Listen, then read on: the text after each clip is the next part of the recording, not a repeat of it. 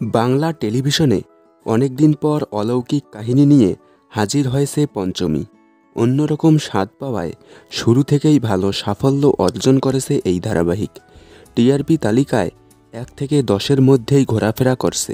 ধারাবাহিকে প্রধান চরিত্রে আছে সুস্মিতা দে এবং রাজদীপ গুপ্তা। সুস্মিতাকে ধারাবাহিকে একজন ইচ্ছাধারী নাগিন রূপে অভিনয় করতে দেখা যাচ্ছে। তবে এবার পঞ্চমীকে হারাতে বাংলায় আসছে আরও একটি সাপের ধারাবাহিক নাগমণি। এন্টারটেন বাংলা চ্যানেলে আসছে এই ধারাবাহিক।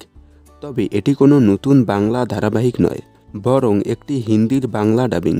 হিন্দিতে এই ধারাবাহিক সম্প্রচারিত হতো দঙ্গল টিভিতে, আর এই ধারাবাহিক এবার বাংলায় ডাবিং করে আসছে এন্টারটেন বাংলায়। আপনারা এই ডাবিং ধারাবাহিকটি দেখার জন্য কতটা এক্সাইটেড কমেন্টে জানাবেন। বিনোদন জগতের সকল আপডেট সবার আগে পেতে চ্যানেলটি সাবস্ক্রাইব করে রাখুন।